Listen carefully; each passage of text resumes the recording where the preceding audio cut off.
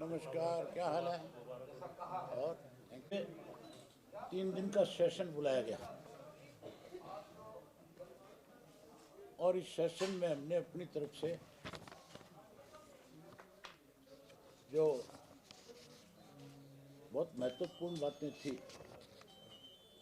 उन पर चर्चा हो सके, इसके लिए मैंने अपनी तरफ से 12 कॉलिंग अटेंशन दी और 2 नॉन ऑफिशियल रेजुलेशन दिए थे। 12 में से 2 एडमिट करी गई। एक पे परसों चर्चा होगी थी, एक पे आज चर्चा होनी थी। आज वाला जो मामला था वो बहुत अहम था।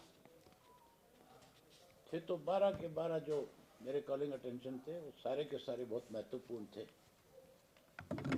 सबसे पहला था बढ़ती प्रदेश में जो बेरोजगारी, उसके बारे में। बेरोजगारी की हालत ऐसी है कि अब तक जितनी भी सरकारी नौकरियां निकली है उनमें चाहे वो पब्लिक सर्विस कमीशन की है, चाहे वो आपके स्टेट सर्विस सिलेक्शन किया है, मैक्सिमम में पेपर रद्द हुए, पेपर लीक हुए। सैकड़ों करोड़ रुपया जो है पढ़े लिखे बच्चों का फार्म के नाम के ऊपर सरकार ने ले लिया, पेपर रद्द हो गए, उनका पैसा जो है सरकार खा गई। सरकार को वो सारा का सारा पैसा जो है वापस उन सब जिन लोगों ने फार्म अप्लाई किए थे उन नौजवानों को वापस करना चाहिए। बेरोजगारी में आज प्रदेश जो है पहले स्थान पे चला गया। उसके बाद गिरती जो शिक्षा की व्यवस्था थी, जो अध्यापकों की कमी थी, उसके ऊपर भी मैंने अपनी तरफ से कॉलिंग अटेंशन दे रखी थी। हैरानी की बात है, शिक्षा के सत्र पे आज चर्चा हो रही थी हाउस में, और एक ऐसा गांव था जिसके अंदर एक भी टीचर नहीं था, और सरकार अपनी तरफ से आंकड़े प्रस्तुत कर रही थी कि नहीं, उसमें पूरे के पूरे टीचर जो है आज वहाँ पे पढ़ा रहे हैं। आखिर में ये मानना पड़ा सरकार को कि नहीं, जिस स्कूल की आप बात कर रहे हो बिल्कुल ठीक है। इसी तरह से गन्ने की कीमत के बारे में जो अभी चर्चा हो रही है विधानसभा में, कांग्रेस के लोग इस इशू को आज हाउस में उठा रहे हैं। मैंने इसके ऊपर कॉलिंग अटेंशन दी थी, सरकार ने इसको मंजूर करने की बजाय डिसअलाउ कर दिया। मैं 2 दिन से लगातार 0 ओवर में बोलने का प्रयास कर रहा था, मुझे बोलने नहीं दिया गया। मैं इस गन्ने के बारे में चर्चा करना चाहता था, चाहे किसी की भी सरकार इस प्रदेश में रही हो। हमेशा हरियाणा में गन्ने का रेट सबसे ज़्यादा रहा है।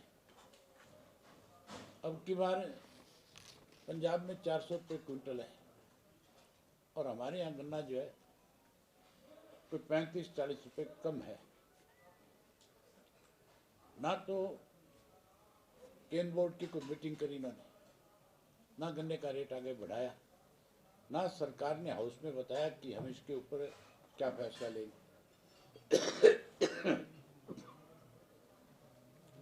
हम मांग करते हैं आपके माध्यम से कि तुरंत मीटिंग बुला करके और गन्ने का रेट 400 रुपये किसान को दिया जाए, ताकि किसान को गन्ने का ठीक भाव मिल सके। दूसरा, किसान के साथ एक और इन्होंने बेईमानी करी है।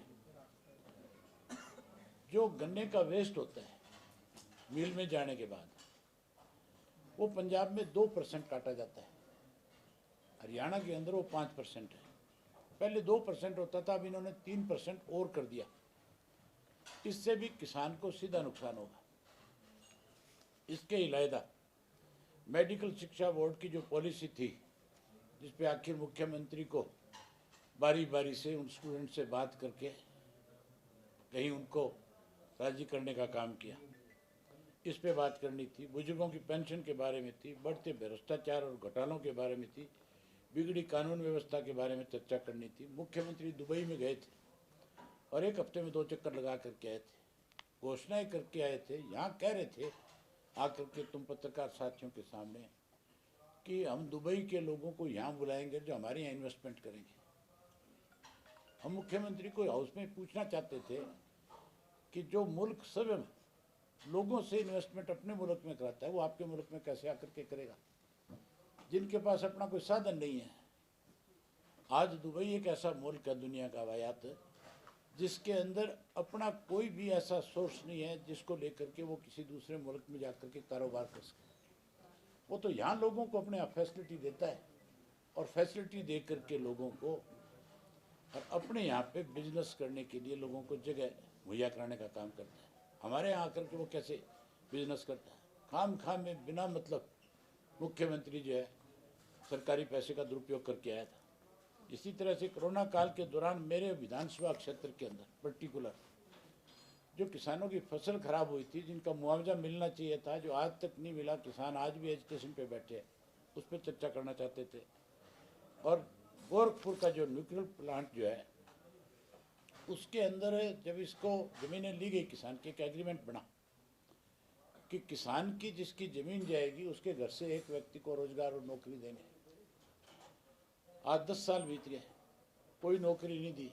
आखिर वो लोग कोर्ट में चले गए। अब तो कोर्ट ने आदेश कर दिया कि एज में रिलैक्सेशन दे करके भी इन लोगों के परिवार के एक सदस्य को एडजस्ट करो। हम उस पर पूछना चाहते थे भी कब इनको नौकरी दोगे आप, इस पर भी कोई चर्चा नहीं कराई।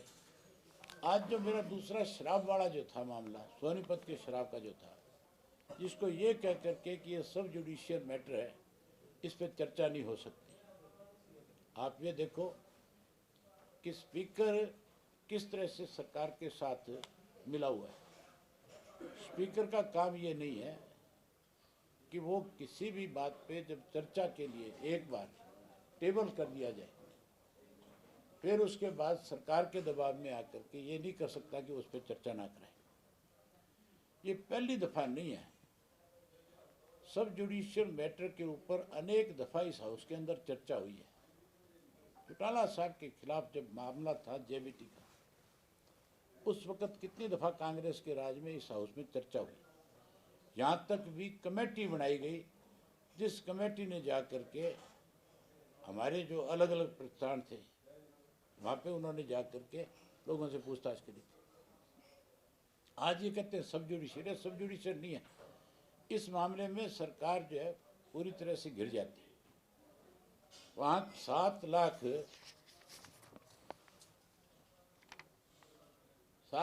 और 4,000 पेटियां हैं शराब की,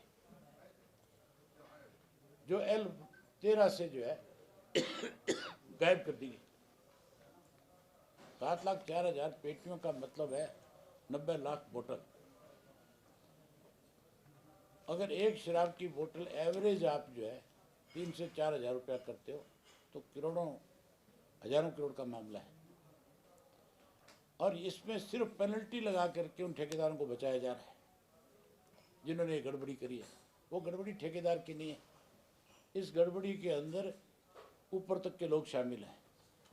इसीलिए आज उन लोगों के नाम उजागर ना हो जाएं, उन लोगों के नाम हाउस में ना आ जाएं, इसलिए इन लोगों ने जो है इसको सब जुडिशियल का नाम दे करके इसको चर्चा को टालने का काम किया है। इसके लिए जहाँ सरकार भाग रही है उतना स्पीकर भी दोषी है, डिप्टी स्पीकर भी दोषी है। इन दोनों ने भी हाउस की गरिमा को कम करने का काम किया। इसी तरह परसों जो मामला था, मेरा एक विधानसभा का क्वेश्चन था जिसमें मैंने मुख्यमंत्री को मंत्री से शराब के मामले में पूछा था, जो नशे के कारोबार करने वाले लोगों के घरों की तोड़फोड़ जो आजकल सरकार कर रही है। मैंने उसमें पूछा था भी आप किस कानून के तहत, कौन सा एक्ट बनाया आपने जो आप किसी का भी जा करके घर पे नोटिस चिपका करके अगले दिन उस पर बुलडोजर चढ़ा देते हैं। उसमें मुख्यमंत्री ने एक शब्द जोड़ लिया अपनी तरफ से, विध्वंसक, अपनी तरफ से जोड़ दिया। ये मैंने ऑनलाइन जो क्वेश्चन भेजा था उसमें नहीं था कहीं पे, वो अपनी तरफ से पढ़ रहा था। आज मैंने स्पीकर को कहा किसकी जानकारी मुझे दो, किसके लिए कौन जिम्मेवार है। अब कहते हैं कि हम पता कराएंगे। आज हाउस खत्म हो जाएगा, पता करके बताएगा किसको। इसी तरह कल जब मैं उसके शराब वाले मामले पे, जहरीली शराब वाले मामले पे पूछ रहा था कितने लोग मरे, जिसने मारा उनके खिलाफ क्या कार्रवाई हुई, मंत्री ने भी आखिर यही कह दिया कि मैं इंक्वायरी करा रहा हूँ, बताऊंगा। आज भी कोई इंक्वायरी करके किसी को कोई रिपोर्ट नहीं करी। उसमें जो गलत आंकड़े दिए गए उस पर भी अब तक कोई चर्चा नहीं करी गई। सरकार जो है लगातार हाउस तो बुला रही है, लेकिन हाउस बुला करके हाउस में बोलने का जो अधिकार है वो छीन रही है। उस पर अंकुश लगा रहे हैं कि कोई इनकी पोल ना खोल सके। इसलिए मुझे मजबूर होकर के वॉकआउट करके आना पड़ा। मैं आपसे उम्मीद करूंगा कि आप ये जो सरकार की कमियां और खामियां हैं, इसको अपने चैनल के माध्यम से, अखबार के माध्यम से जरूर लोगों तक पहुंचाओ। कब बना दी कमेटी? हाँ, विपक्ष की मांग थी सर कि गन्ने का रेट बढ़ाया जाए, लेकिन सरकार कह रही है कि कमेटी गठित की जाएगी, वो अपनी रिपोर्ट देगी, उसके कमेटी की जरूरत नहीं है। ये भी एक तरीका है टालने का। कैन कमेटी बनी हुई है, कैन का बोर्ड है, उसकी मीटिंग बुलाओ और उसके अंदर फैसला करे सरकार कि कितना रेट बढ़ाएगी। हमेशा हरियाणा की सरकार जो है गन्ने का रेट सबसे ज़्यादा रखी है। नंबर 2, जो वेस्टेज का 5% किया वो फिर से 2% करो। जो 3% ज़्यादा है अब, वो भी तो सीधा किसान का नुकसान है, वो भी तो उसी का नुकसान कर रहे हैं। कमेटी बना करके ठंडे बस्ते में डालने वाली बात है। 15 दिन का फिक्स करा है, जिसका 15 दिन में अपनी रिपोर्ट देनी है, और सारी जो आप बातें उठा रहे हैं उनका अध्ययन करेंगे। आज तक आप मुझे एक चीज बताओ, जितनी भी कमेटियां बनी हैं, कोई एक भी कमेटी की रिपोर्ट आज तक प्रस्तुत हुई है? पिछले 8 साल में भाजपा की सरकार में जो कोई कमेटी बनी किसी भी इशू को लेकर, आज तक उसकी रिपोर्ट नहीं आई। चीफ सेक्रेटरी की अध्यक्षता में एक कमेटी बनाई मुख्यमंत्री ने, आज 3 साल हो गए। जो शराब घोटाला हुआ था उसमें एसआईटी और विजिलेंस ने जब इंक्वायरी करी, उस पर कमेटी बनाई कि नहीं बनाई चीफ सेक्रेटरी? आज तक रिपोर्ट आ गई उसकी? आज भी होम मिनिस्टर को कहना पड़ रहा है कि मैं रिपोर्ट का इंतजार कर रहा हूँ। तो ये भी एक ढकोसला है, कोई रिपोर्ट नहीं आएगी इस पर।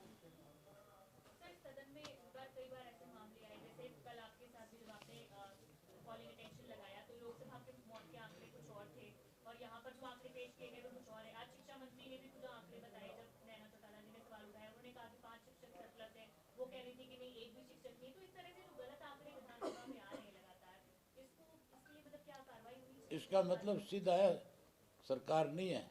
हमारी कहावत है, बोले अंधा पिस्सा कुत्ता खावे। ये सरकार नहीं है। इसमें अधिकारी अपनी मनमर्जी से जो इनको लिख करके दे देते हैं, इनमें से किसी भी एक मंत्री को इसका मतलब जानकारी नहीं है किसी बात की कि किस तरह से जा करके किस क्वेश्चन का आंसर देना है। ये तैयारी नहीं करते, ये सीधे घर से आते हैं विधानसभा में, इनको जो कागज पे लिख करके अधिकारी देते हैं उसको पढ़ करके बता देते हैं। कांग्रेस कह रही है सर, इसी का नुकसान आज प्रदेश को है कि आज प्रदेश पे 3 लाख करोड़ का कर्ज है। कांग्रेस कह रही है सर पोर्टल पर सरकार चल रही है, आप क्या मानते हैं? पोर्टल पे चल रही है तो मुख्यमंत्री तो स्वयं पोर्टल के कुछ जाने ही को नहीं। कुछ जाना तो बता दे। मेरे ख्याल हेलीकॉप्टर में बैठा बैठा भी सोचता होगा ये भी पोर्टल पे चल रहा होगा। आपने तो अपनी शिकायत पोर्टल पे डाली थी, फिर भी विध्वंसक आ गया। तो आ गया और आज फंस रहे नहीं।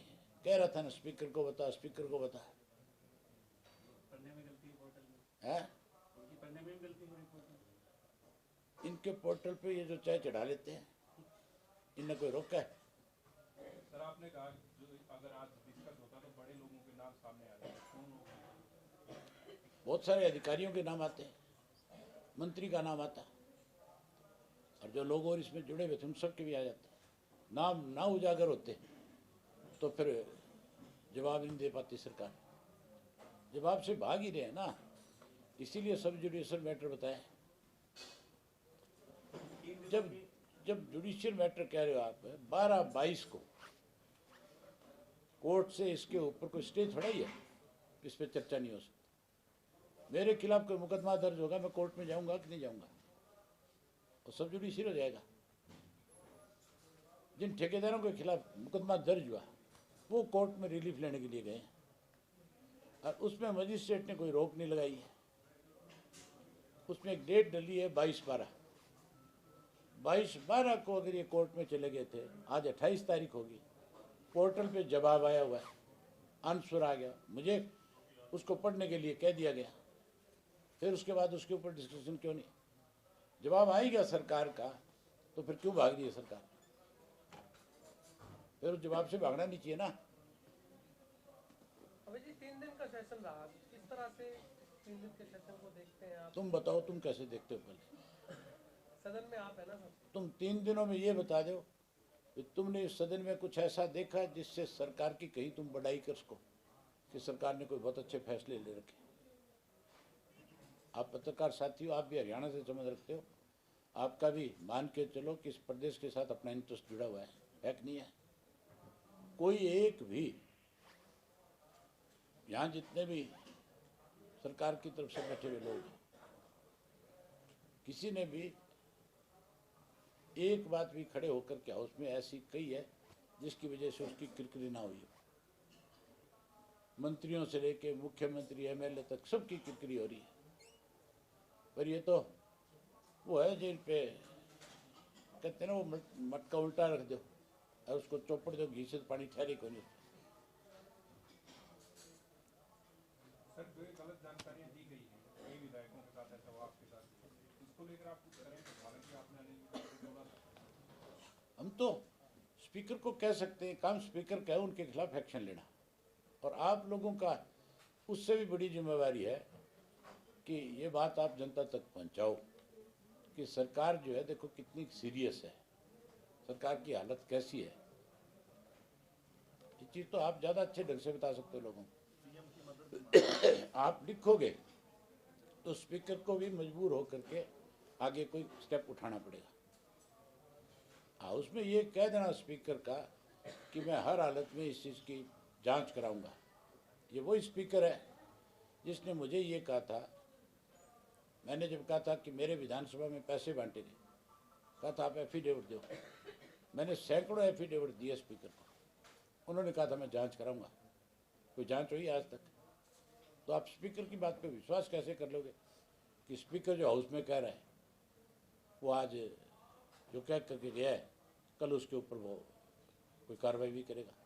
मैं तो नहीं भरोसा कर सकता।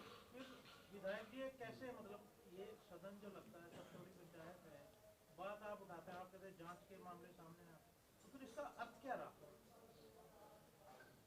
आज जो इशू जो थे, पुराने भी जैसे आपने एफिडेविट दिए या और जो कमेटियां बनी, हाँ तो हम तो जो हाउस में प्रोमिसेस कर देते हैं वो पूरा नहीं होता, फिर हाउस का सारी जनता, राज्य की जनता देखती है इस तरह, तो उसका क्या अर्थ है? आप भी लगातार तो उसका मान के चलो आने वाले समय में लोग जो है इनको इस बात के लिए सबक देंगे कि तुम तो बहुत मकार और झूठे लोग हो, इन पे कौन विश्वास करेगा?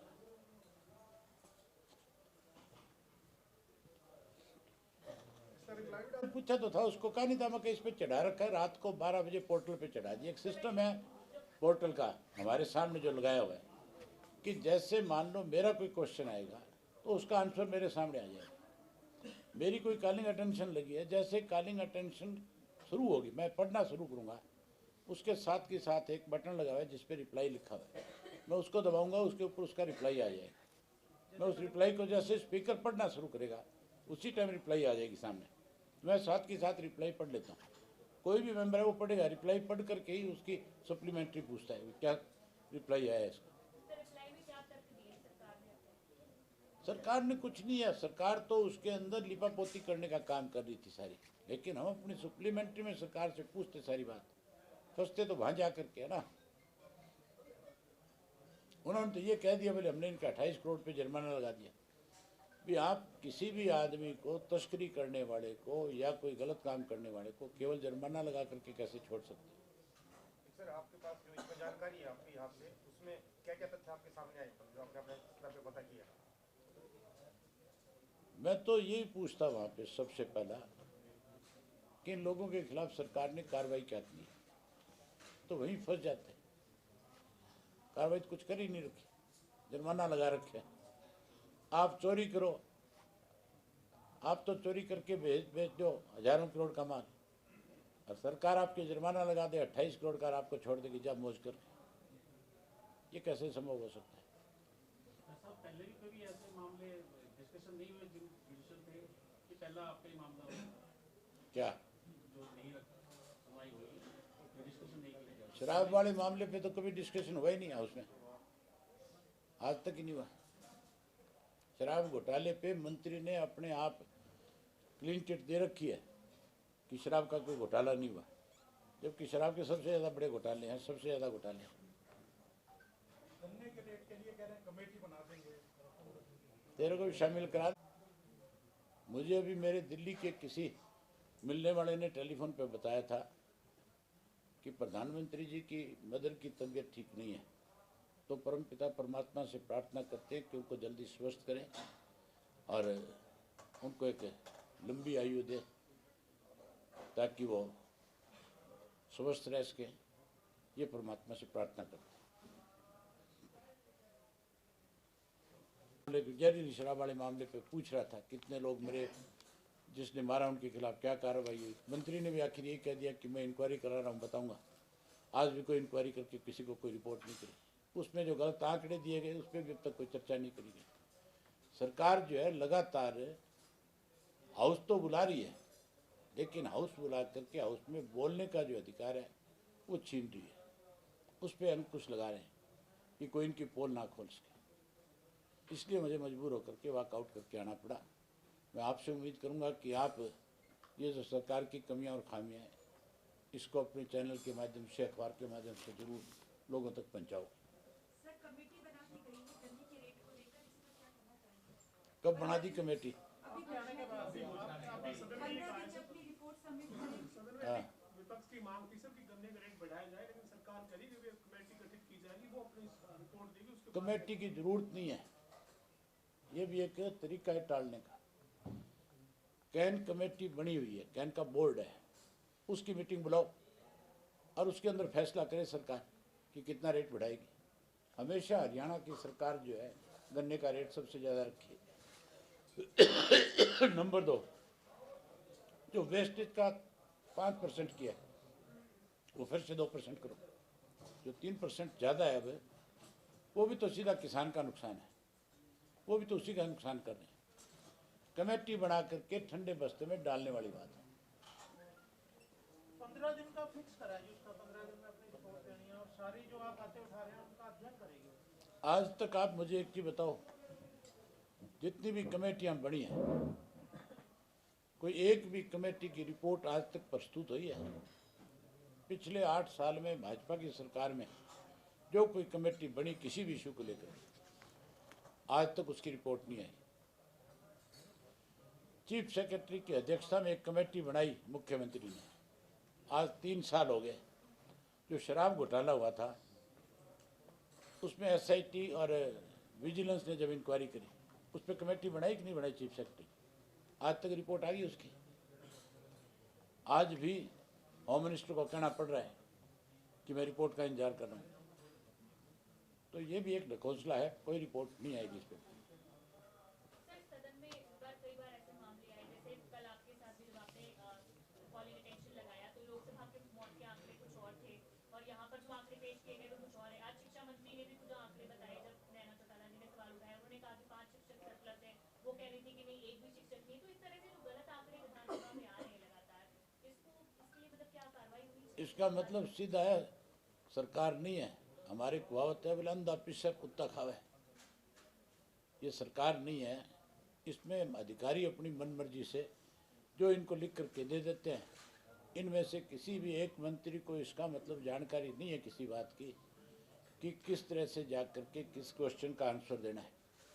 ये तैयारी नहीं करते, ये सीधे घर से यहाँ आते हैं विधानसभा में, इनको जो कागज पे लिख करके अधिकारी देते हैं उसको पढ़ करके बता देते हैं। कांग्रेस कह रही है सर इसी का नुकसान आज प्रदेश को है कि आज प्रदेश पे 3 लाख करोड़ का कर्ज है। कांग्रेस कह रही है सर पोर्टल पर सरकार चल रही है, आप क्या मानते हैं? पोर्टल पे चल रही है तो मुख्यमंत्री तो स्वयं पोर्टल के कुछ जाने ही को नहीं, कुछ जाने तो बता दे। मेरे ख्याल हेलीकॉप्टर में बैठा बैठा भी सोचता होगा ये भी पोर्टल पे चल रहा होगा। आपने तो अपनी शिकायत पोर्टल पे डाली थी, फिर भी विध्वंसक आ गया। तो आ गया और आज फंस रहे नहीं, कह रहा था ना, स्पीकर को बता, स्पीकर को बता। पढ़ने में गलती है पोर्टल में, है उनकी पढ़ने में भी गलती हो रही पोर्टल में। इनके पोर्टल पे ये जो चाय चढ़ा लेते हैं, इनने कोई रोका है? सर आपने कहा जो अगर आज डिस्कस होता तो बड़े लोगों के नाम सामने आते हैं, कौन लोग हैं? बहुत सारे अधिकारियों के नाम आते हैं, मंत्री का नाम आता है, और जो लोग और इसमें जुड़े हुए थे उन सब के भी आ जाते हैं। नाम ना उजागर होते तो फिर जवाब नहीं दे पाती सरकार। जवाब से भाग ही रहे हैं ना, इसीलिए सब जुडिशियल मैटर बताए। जब जुडिशियल मैटर कह रहे हो आप, 12/22 को कोर्ट से इसके ऊपर कोई स्टे थोड़ा ही है, इस पर चर्चा नहीं हो सकती। मेरे खिलाफ कोई मुकदमा दर्ज होगा, मैं कोर्ट में जाऊंगा कि नहीं जाऊंगा, और सब जुडिशियल हो जाएगा। जिन ठेकेदारों के खिलाफ मुकदमा दर्ज हुआ वो कोर्ट में रिलीफ लेने के लिए गए, और उसमें मजिस्ट्रेट ने कोई रोक नहीं लगाई है। उसमें एक डेट डली है 22/12 को अगर ये कोर्ट में चले गए थे, आज 28 तारीख होगी, पोर्टल पे जवाब आया हुआ है, आंसर आ गया, मुझे उसको पढ़ने के लिए कह दिया गया, फिर उसके बाद उसके ऊपर डिस्कशन क्यों नहीं? जवाब आ ही गया सरकार का, तो फिर क्यों भाग रही है सरकार? फिर उस जवाब से भागना नहीं चाहिए ना। अभी जी 3 दिन का सेशन रहा, किस तरह से 3 दिन के सेशन को देखते हैं आप? तुम बताओ, तुम कैसे देखते हो? पहले सदन में आप है ना सर? तुम 3 दिनों में ये बता दो कि तुमने इस सदन में कुछ ऐसा देखा जिससे सरकार की कहीं तुम बड़ाई कर सको कि सरकार ने कोई बहुत अच्छे फैसले ले रखे। आप पत्रकार साथी हो, आप भी हरियाणा से संबंध रखते हो, आपका भी मान के चलो कि इस प्रदेश के साथ अपना इंटरेस्ट जुड़ा हुआ है कि नहीं है? कोई एक भी यहाँ जितने भी सरकार की तरफ से बैठे हुए लोग हैं, किसी ने भी एक बात भी खड़े होकर के हाउस में ऐसी कही है जिसकी वजह से उसकी किरकिरी ना हुई हो? मंत्रियों से लेके मुख्यमंत्री एमएलए तक सबकी किरकिरी हो रही है। पर ये तो वो है जिन पे कहते हैं ना, वो मटका उल्टा रख दो और उसको चौपड़ दो घी से, पानी ठहरे को नहीं। सर जो ये गलत जानकारियां दी गई हैं कई विधायकों के साथ ऐसा हुआ, आपके साथ भी, इसको लेकर आप कुछ करें? हालांकि आपने बोला था। हम तो स्पीकर को कह सकते हैं, काम स्पीकर का है उनके खिलाफ एक्शन लेना, और आप लोगों का उससे भी बड़ी जिम्मेवारी है कि ये बात आप जनता तक पहुंचाओ कि सरकार जो है देखो कितनी सीरियस है, सरकार की हालत कैसी है। ये चीज़ तो आप ज़्यादा अच्छे ढंग से बता सकते हो लोगों को। आप लिखोगे तो स्पीकर को भी मजबूर होकर के आगे कोई स्टेप उठाना पड़ेगा। हाँ, उसमें ये कह देना स्पीकर का कि मैं हर हालत में इस चीज़ की जांच कराऊंगा। ये वही स्पीकर है जिसने मुझे ये कहा था, मैंने जब कहा था कि मेरे विधानसभा में पैसे बांटे गए, कहा था आप एफिडेविट दो। मैंने सैकड़ों एफिडेविट दिए स्पीकर को, उन्होंने कहा था मैं जांच कराऊंगा। कोई जांच हुई आज तक? तो आप स्पीकर की बात पे विश्वास कैसे कर लोगे कि स्पीकर जो हाउस में कह रहा है वो आज जो कह करके गया है कल उसके ऊपर वो कोई कार्रवाई भी करेगा? मैं तो नहीं भरोसा कर सकता। फिर विधायक जी ये कैसे, मतलब ये सदन जो लगता है सब थोड़ी पंचायत है, बात आप उठाते हैं, आप कहते हैं जांच के मामले सामने आते हैं, तो फिर इसका अर्थ क्या रहा?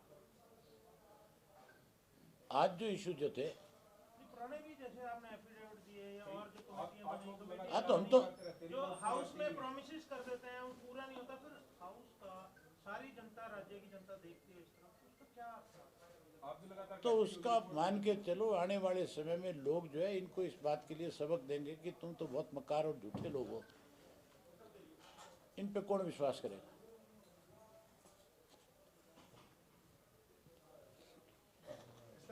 पूछा तो था उसको, कहा नहीं था मैं इस पे चढ़ा रखा है, रात को 12 बजे पोर्टल पे चढ़ा दिया। एक सिस्टम है पोर्टल का हमारे सामने जो लगाया हुआ है कि जैसे मान लो मेरा कोई क्वेश्चन आएगा तो उसका आंसर मेरे सामने आ जाएगा।